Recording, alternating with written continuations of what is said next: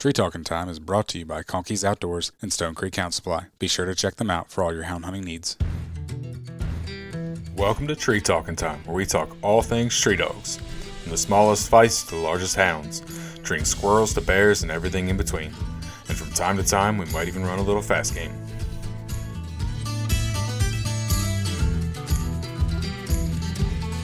Well, it's like if you want to start out with a story, it's like kind of a funny story. It'd be I got a leopard cur, and he loves to squirrel hunt, and he'll coon hunt some.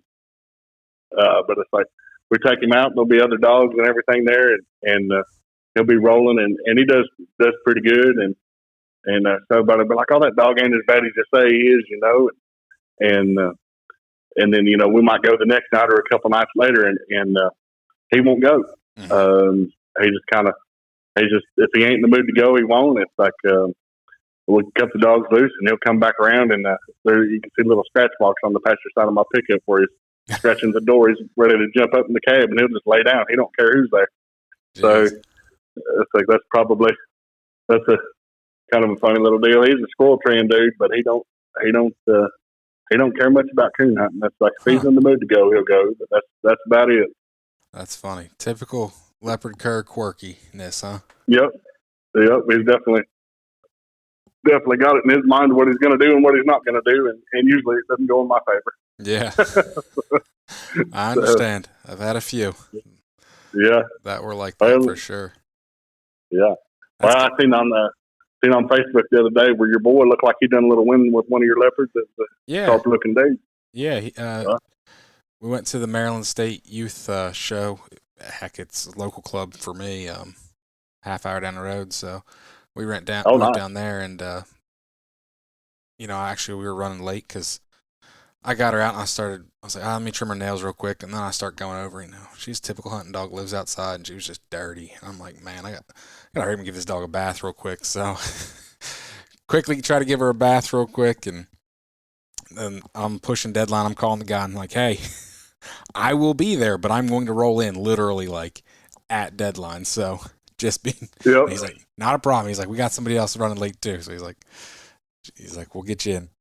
So we rolled in, and I filled the card out, and somebody's like, are you too late? And I'm like, I looked at my watch. And I said, nope, it is 5:00 on the dot. I said, and I'm here. It is.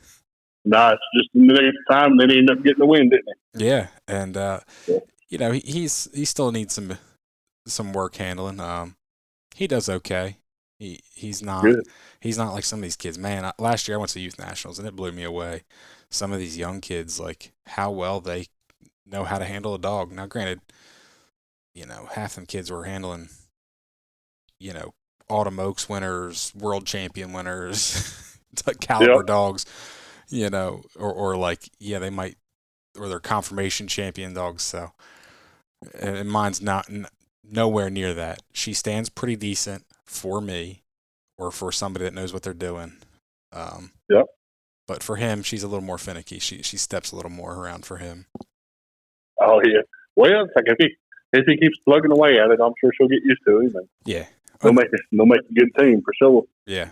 And like actually, I let him have the show lead, and I kept a leash on her as well. I'm like, you can run that lead, and I'll just hold this one in the background. So that way, if she runs off, at least got something on her. So, and then when we got her up on the bench, I took the lead off of her, and I'm like, I'm just gonna stand here and hold her head. You go do what you do. You try to stack her the best you can, bud.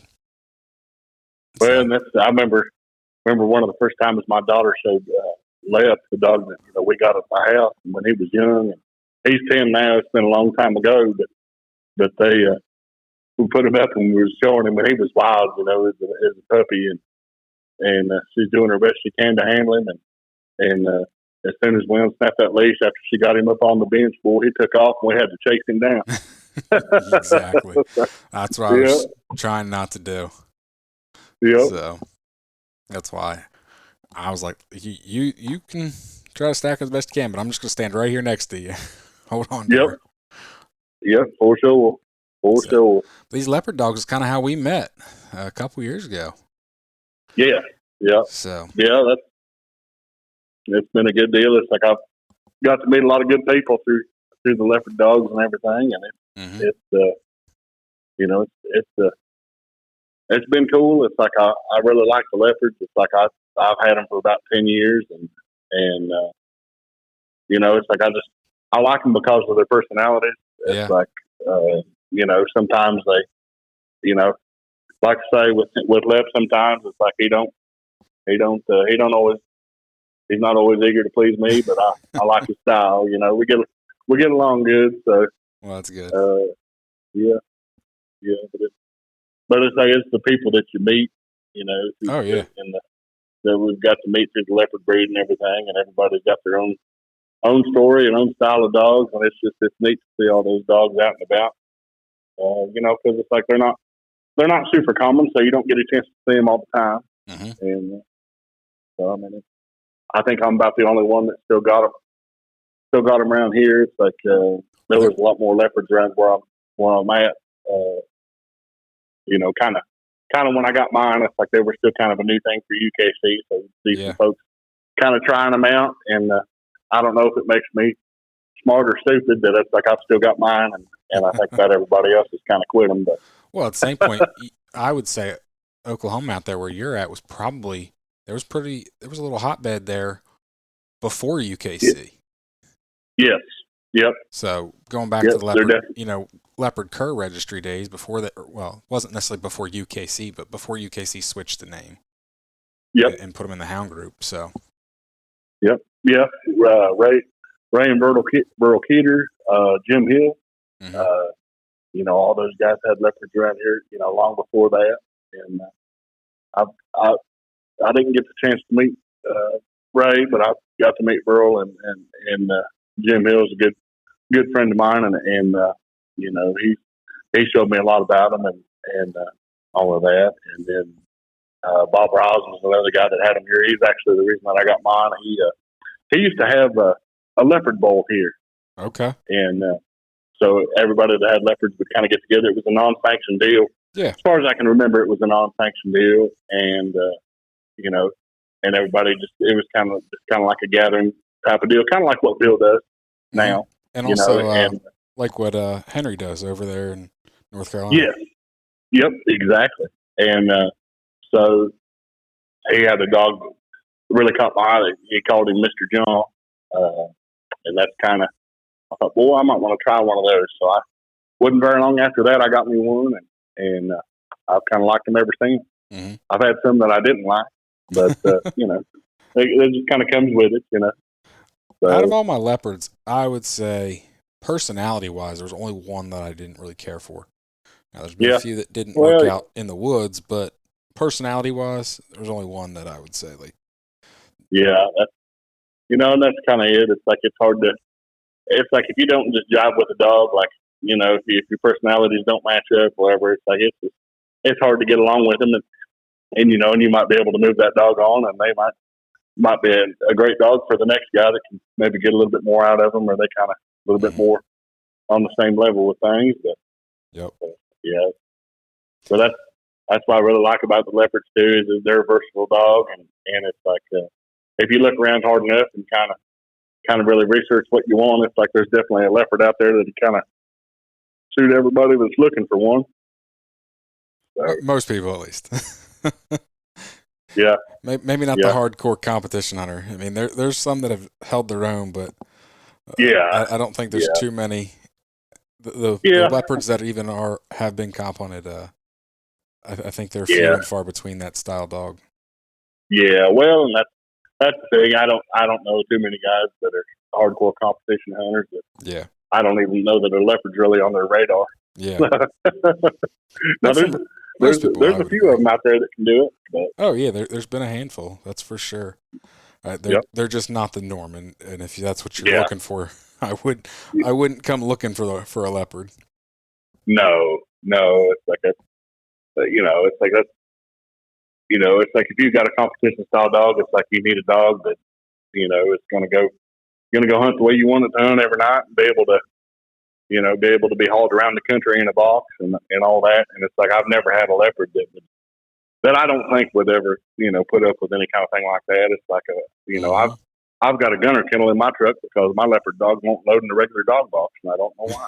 But he refuses to, but he likes that gunner. Yeah. So No, they're still, UKC registers them as a hound, but a lot of them are still very much a cur-minded dog. They might look houndy, they sure. might act houndy in a lot of ways, but they're still very much a cur dog in their mind.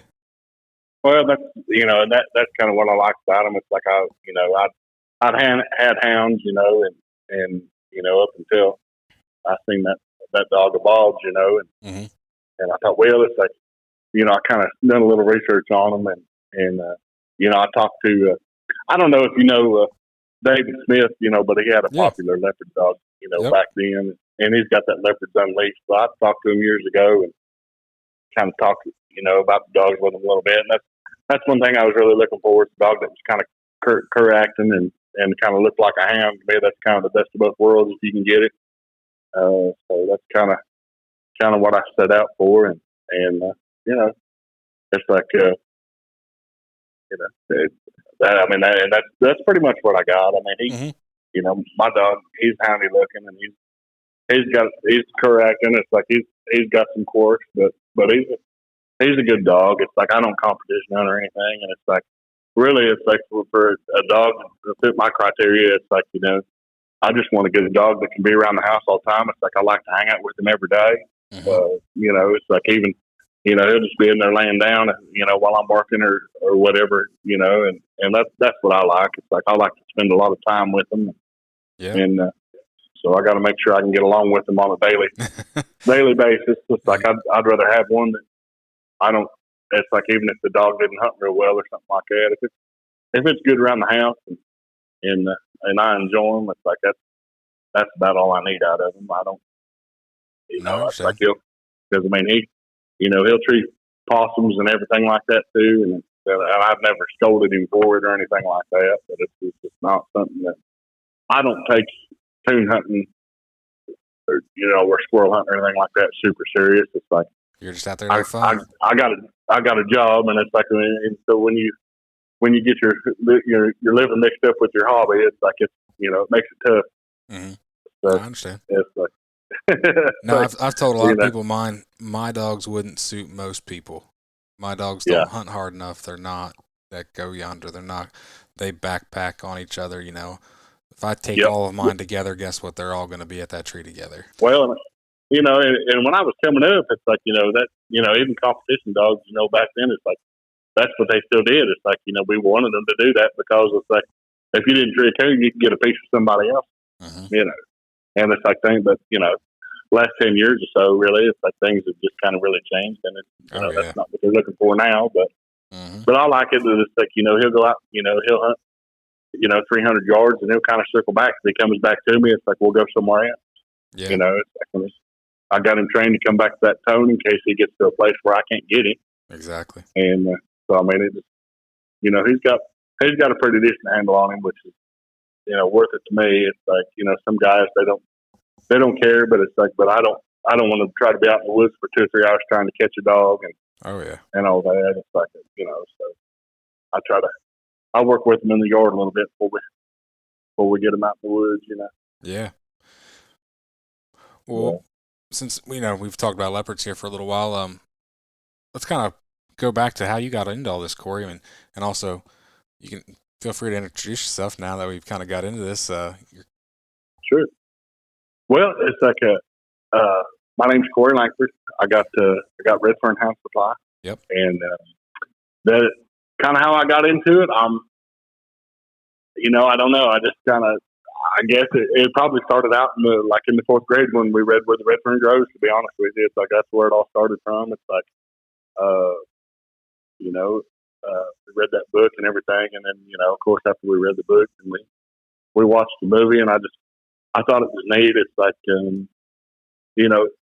like my great grandpa and stuff. It's like he had hounds and stuff, but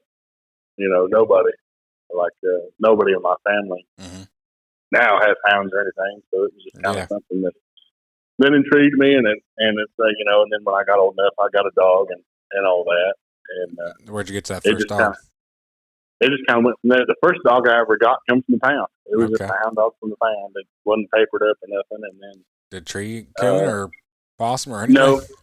no, and I didn't have that dog very long. And then I got my wife actually bought me my first papered dog, and it was a Walker dog.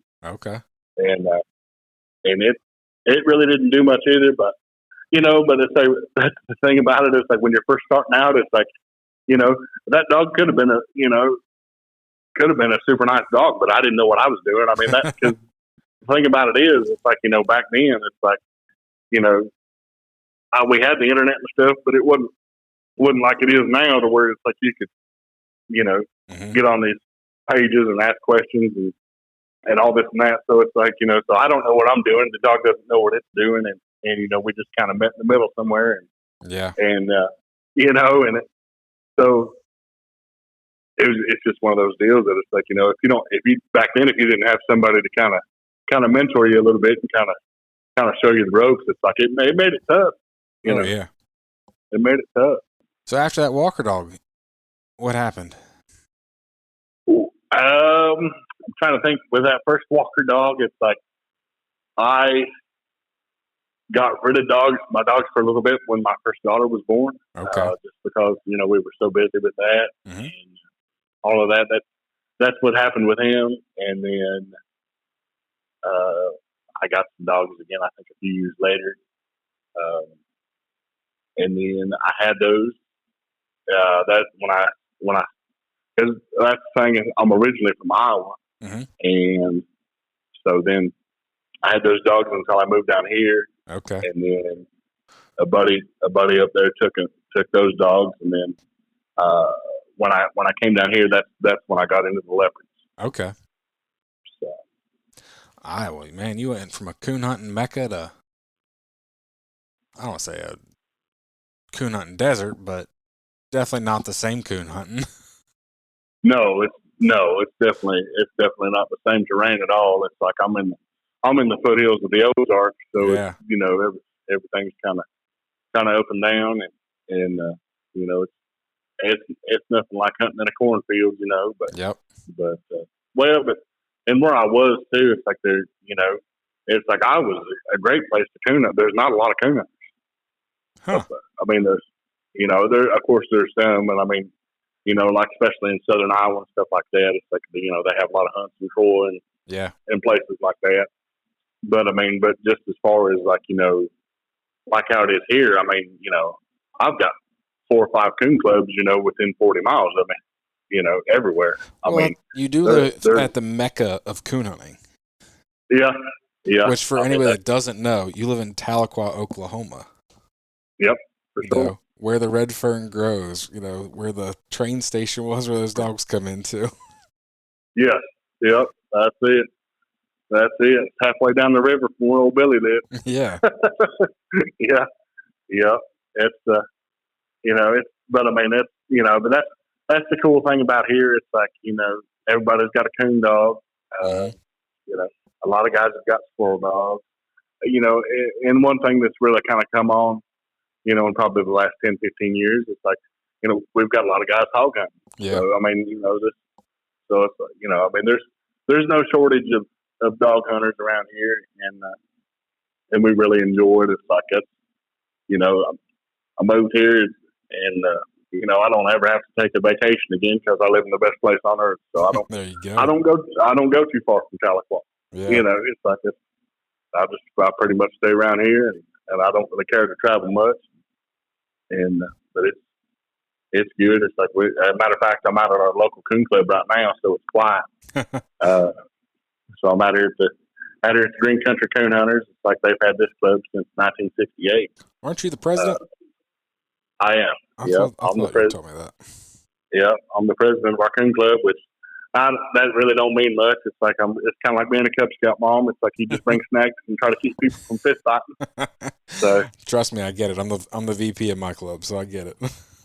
Yeah, but no, it's been fantastic. It's like we've usually got something.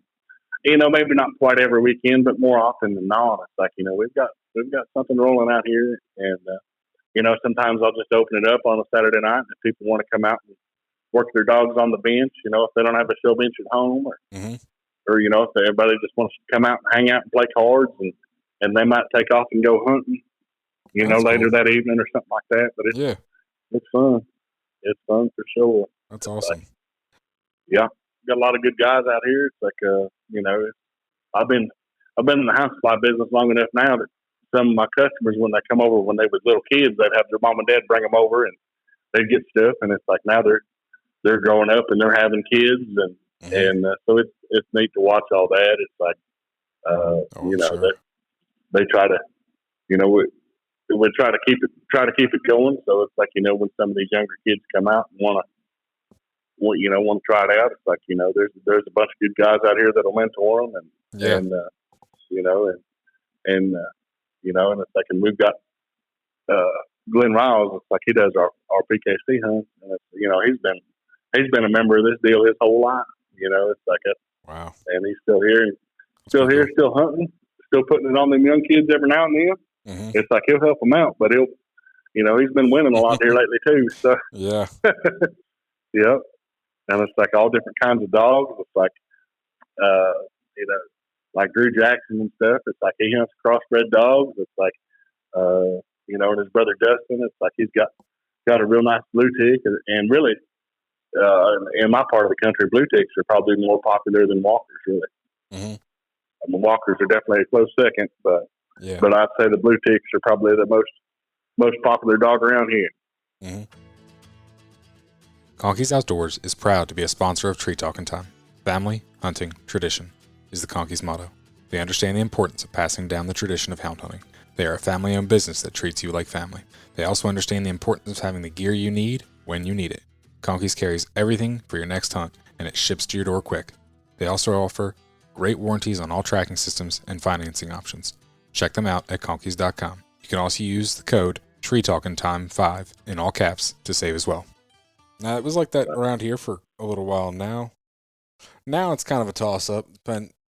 We probably have more walkers around now, but when I first got into my local club 8 or 9 years ago, I would say that there was more blue dogs at our club than anything else. And now you're talking about you're about a half hour from Maryland, so you're way up north, ain't it? I live right on the PA-Maryland line. Now, is there a lot of red bones up in that country? That's kind of what I always kind of gathered. I don't know, but there's a fair amount of red bones north of me. Wade Coons lives, I don't know, 2.5 hours from me, and he's a red bone breeder, and then also Fred Moran lives, I don't know, probably 3 or 4 hours west of me, and you know, big red bone guy. There used to be some guys over in Jersey that had them. I think they're out though, but well, I've heard. So I've heard Fred on fair amount. Yeah, I've heard Fred on Steve Fielder's podcast. Fred Moran, the Redbone man, ain't it? Yep. Yep. Yeah, he's definitely got some cool stories. Oh, he does for sure. So, yeah. No, I thought there was a pocket of red bones up that way, but you know, and that's what's kind of strange about down here. It's like, you know, you'd think there'd be a lot of red bones, and there's not. Yeah, so, you would certainly think. I know a couple guys that's got them, and you know, that I can think of off the top of my head, and that's about it. Yeah. Everybody's always kind of disappointed when they come, if they're from out of town or something like that we don't have red bones. Mm-hmm. But you need one just for a mascot. Yeah. We might have to do that. So it's like, because every now and then it's like we'll get people to come from, you know, it's like one time a while back, it's like we had a gal stop through and she had seen she'd seen Lep on, you know, like on our Facebook and stuff, and she was coming back through on her way back from college. Okay. And I don't know where she was from. I think she was headed back to California. Oh wow! But she came and that's what she wanted to see. She wanted to see Lep, so we went out there and got him and brought him in so she could see him. He was eating that up with a knife and spoon, you know. Oh, I'm sure. So, but yeah, it's you know, and we get a lot of people come through there too that, you know, they you know, because they think that the train depot and stuff is there from where the redfern grows, and it's not. It's like they, you know, they took the train and stuff out of Tahlequah and moved it over to Muskogee. I think in the late 30s, early 40s, something Okay. like that. So I mean, so it would have been there at the time that Wilson Rawls was talking in the book, but it's not here today. Yeah. So That's funny. yeah. So there's every now and then there'll be some people disappointed about that, but What a book and a movie aren't 100% historically accurate. yeah. Well, it's just, and a lot of people have seen the movie, and so they want to. Well, they want to go to some of the places in the movie, which a lot of that stuff does exist. It's like, Yeah. Like but the only thing, like when they're actually in the movie in Tahlequah, it's like that's not actually in Tahlequah. They use the main street in Vian, Okay. which is a little ways away from Tahlequah. But I mean, other than that, there's a lot of places in the book that you can go to and check it out. It's like unfortunately, it's like some of the like the barn and stuff like that in the second movie, it all got. We had a bad flood, and I think it was 11. Okay. And it actually washed that away. Oh, jeez. Some of the stuff is gone. Some of the stuff's still here. It's like we've got. The one thing I think is really cool is, Grandpa's store is still there, and yes, and it's yes. Didn't you tell me it's a restaurant? It is. Yep. Okay. Yep. So when you go out there, it's like Debbie, she'll fix you some fried chicken. It's like she's probably got some of the best fried chicken in Cherokee County, and but it's cool. It's they've got it all decorated up inside in there. That little store's always kind of been in their family. Okay. I believe it burned down in like the 1920s or something like that, and I could be telling you wrong. And it'd been rebuilt, but it's still an old building either way, but they've kind of got it done up like a general store in there, and she just goes in there and cooks. It's like it takes a little bit to get your food because she's the only one. I mean, she does everything. Oh, geez. But it's well worth the wait, and it's like a lot of times on Saturday Saturday nights, she might have. It's not that big of a building, but it's like they'll get a band in there, and so you'll have kind of live music while you wait. Nice. It's pretty cool. That is.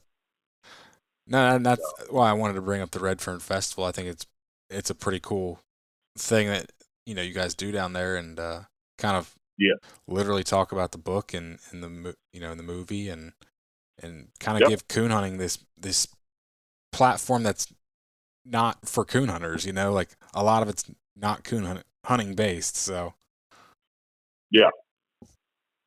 Well, and that's it's like every year at the end of April, it's like it usually falls on the last weekend of April, which makes it difficult for me too because that's also the same weekend as Leopard Days every year. I wish they'd change that. I tried to talk to the city and get them to change ours, and they're holding steady. So we're gonna have to see if we can't maybe change the date on Leopard Days at least one year would be good. But yeah, we were able to have that. It's like COVID kind of took the wind out of the sails on that stuff for a few years, and but it came back, and it's and they do a good job at the Main Street Association as far as putting the actual festival on, because it isn't just coon hunting events and stuff like that. I mean, they've got they'll have the whole downtown blocked off and everything, and pieces around it, and there's something for everybody to do. There's stuff for the little kids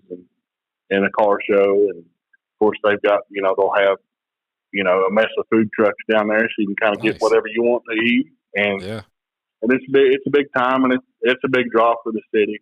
I'm sure. We focus on the hound part of the course. It's like that's kind of. Now, what's the hound part of it look like?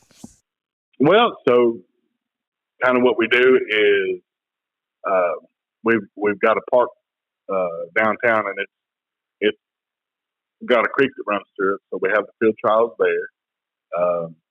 So what we'll do is we'll do a fast bark competition, an endurance, and a drag race. As long as that creek's kind of up a little bit, it's like just something fun, because it's like really it's like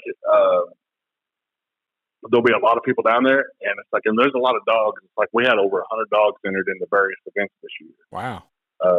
But there'll be even more spectators. Oh yeah. Because it's something that you really don't get a chance to see during the day. Yeah. And maybe people that aren't familiar with coon hunting, and so we really enjoy doing that. And the guys here at the club, it's like they kind of, they run the events, they do all the hard work, and I'm just kind of around, talking with everybody. And that's what I think is cool is field trials and dash races really aren't as big in the coon hunting world as they used to be by any means, but it's more of a show for people that aren't used to coon hunting, that don't know what coon hounds look like, that aren't around what we do every day. So I think it's really cool for those people to be able to watch something. You can't. Well, I don't want to say you can't, but it's real hard to watch a coon hunt. Well, and we like to see the kids out there, and really it's a lot of kids out there too. It's like, maybe they're younger and they don't quite have a dog of their own yet. Maybe they've got their dads or their grandpas or something like that, but they can, but it's like they can cut them loose during the day and watch them tree and all that type of stuff. And then another thing that we do out there is for the kids. It's like we do a kids bench show every year, and it's free and everything, and we give away prizes and trophies, and we just kind of want to make sure that everybody has a big time over there, and it went off real well this year. It's like we had because it's like kind of once we kind of got back in the swing of things after COVID, seemed like the attendance was down a little bit. I don't know if it was just because we hadn't had it in a while, so it was kind of out of sight, out of mind type of deal. But the numbers are getting stronger and stronger every year, and it's like, and this year, I mean, it was just, there wasn't a place to park or anything. I mean, there was a lot of people there, and it went off really good. It's like all these guys out of here, all their hard work they put into it. It's like keeping everything organized. It's like with all those dogs, it's like that's a big job, and and they're good too about it's like I know they've went out before. It's like they had some a lady that homeschooled kids kind of she approached us a while back and was maybe wanting to take them coon hunting or something like that. And it's like, well, it's like this time of year, it's like if you don't have chaps and stuff like that, it's like that's probably not the safest with the snakes out and everything. So they actually took some time off work and they went over and did a little demonstration for them at the park so they could kind of, because they weren't able to attend the field trial, so it kind of let them see. And I think they were kind of reading the book at the time, so it just kind of gave them a little piece of real life to kind of go along with the book. Yeah. Now every few years you hear about that, like pops up on Facebook. Some, somebody's dad or grandpa goes into their school and kind of talks about coon hunting to like the class as kids are reading it. And I think that's really cool. And I think that we should all, if you've got young kids or grandkids in school and that opportunity is presented, like you should definitely do it. I think it helps our sport, educate those kids that it's still something that happens today. It looks a lot different, but we still do it. Well, that was the thing. I got really excited when both my daughters were the Redfern girls in school, because I was like, you know what, I'm going to go over there and I'm gonna teach the kids about all this and put on a little presentation. And neither one of them wanted me to do it, so we never did it. I don't know if they were going to be too embarrassed or what, but I understand. So it's like you can go around to all these different schools and do the presentations, but it's like when it came to my daughters, they weren't into it. So. Yeah, that's funny. Yep. But and it's like and they've kind of dabbled in showing and stuff like that, and it's just not. Then I don't know. They like the dogs and everything, but they never got into it like that as far as going coon hunting or something like that. My youngest daughter said something the other day about she might like to go and try it out. So nice. Here in the next couple of weeks, it's like we'll take her out and see if she likes it. So Yeah. So once you got down there to Tahlequah, what made you get into the hound supply business?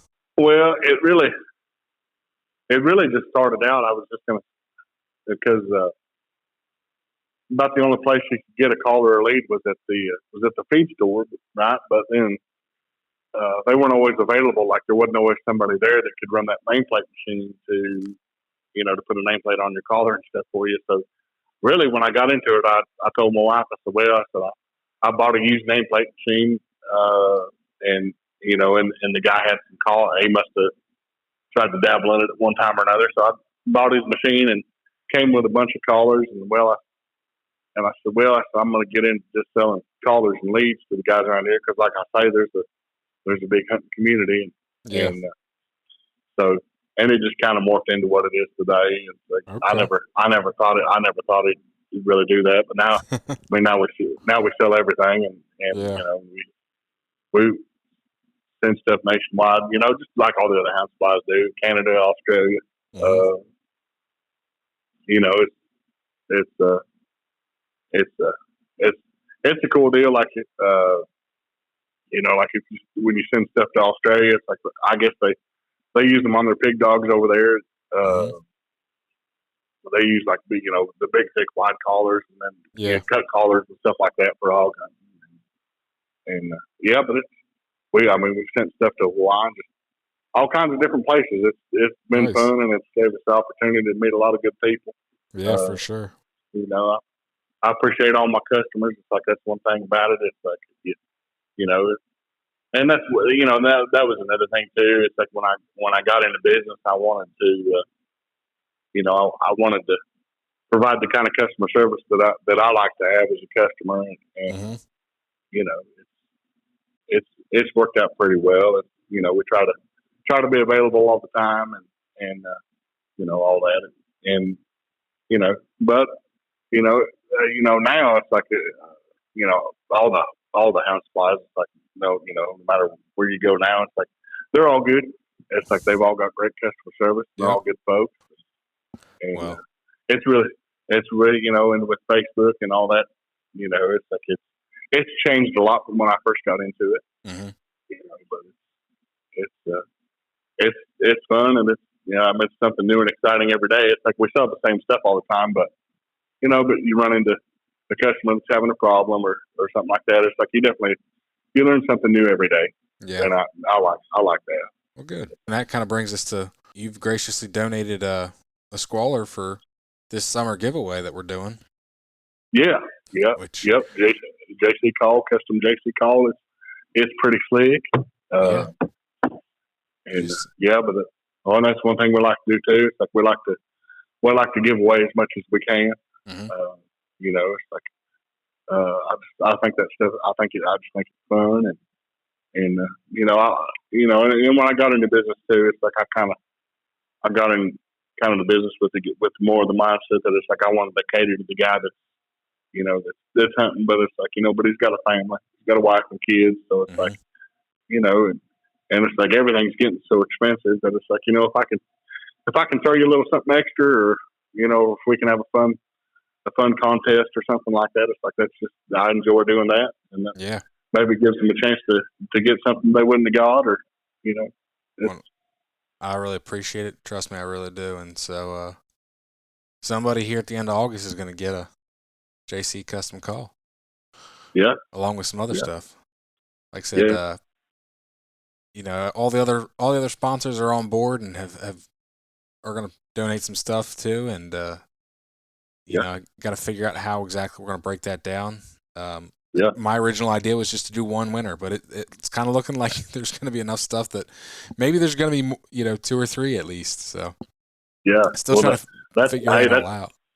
that's fantastic. It's like Yeah, the more people we can do, and it's like because Conkeys is on there too, and then Stone Creek's on there too, yeah, and Full Cry as well. and Full Cry as well. Well, that's Yep. fantastic. Yeah. So we're gonna get No Conkeys. some squallers, some hats, a jacket, probably a subscription, and maybe even some single issues of the magazine as well. So Well, and we're going to throw in some hats and stuff too if I can keep them in stock long enough to get a couple of them. We just come out with a new design, and that's why I want to thank everybody too, because they've been selling out about as fast as we can put them up there, and I so appreciate it. I like to see everybody in their Redfern stuff. It's like we really appreciate it, and but Conky's doing good. Stone Creek's good. It's like I've had the pleasure of talking with all those guys over the years, and they're real good folks. Matter of fact, it's like Bruce helped me out quite a bit when I first got into business, and I appreciate him for that. It sounds like he's helped more than one person out, that's for sure, from a couple of different people I've talked to. Not all necessarily Hound Supply, but different, Josh Michaelis was, I remember, I don't know if he told me or if I heard it on a podcast, but he was saying, like, when he started his squaller business, Bruce was, like, one of the first to actually buy it, so. Yep, we were, and I think we were right behind Bruce. I think, I know we were a dealer for his squalls, up until he sold it. And, no, but it's probably going to come for a circle. It's like, Bruce, if you're listening, it's like I'm eventually going to retire, and I want to come down to Florida. I'm going to get me a golf cart, and I'm going to need a place to work. So, it's like we'll let that come for a circle. I'll go to work for him. There you go. So, like that's kind of the plan. It's like it looks pretty neat down there. I've never been to Florida, but it looks like it's a good place to retire. So it's been a few years since I've been there, but I'll probably be getting back down there in the next couple. That's for sure. Yeah, you gonna go down there and go hunting with them? Yeah, probably. Yeah, right on. Get down there in the swamps and everything. Some of that stuff they get in, I'm like, boy, I don't know about that. Yeah, it's gonna have to be like the middle of the winter when it's at least not ridiculously hot. Like, the first time I had Zach and Corey on, I said, you guys hunt in the armpit of America. I said, it's hot, it's sticky, it's nasty, everything wants to kill you. I'm like, I don't get why you do it. Maybe in the middle of winter when it's like, 70, 60, 70. That'd be nice, yeah. Super cold up here, and it's, 60, 70 down there. Yeah, I'll come down there. That's one thing I couldn't get along in Iowa. Like, it's too cold up there. Way too cold. It's like, get all that snow and everything. I can't get along with that. It just ain't for me. Yeah. But my family's from here. I come back down here and I ain't leaving. See, I'd rather deal with some cold than all that heat.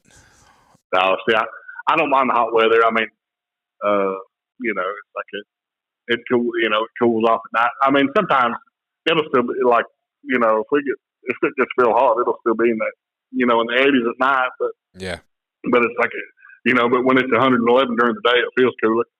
So, but the heat don't bother me as bad as the cold. I can't get along with it. So. Yeah, I understand. Everybody's different. I got a buddy that lives right here local, and he'd rather hunt all summer long than during the winter. And I'm like, you're crazy. I'll take the exact opposite. Yeah, well, I couldn't stand being stove up in my house all through the winter. It's like, when the weather is bad, all you could really do is go to work and come home. It's like, I can't. That about drove me nuts.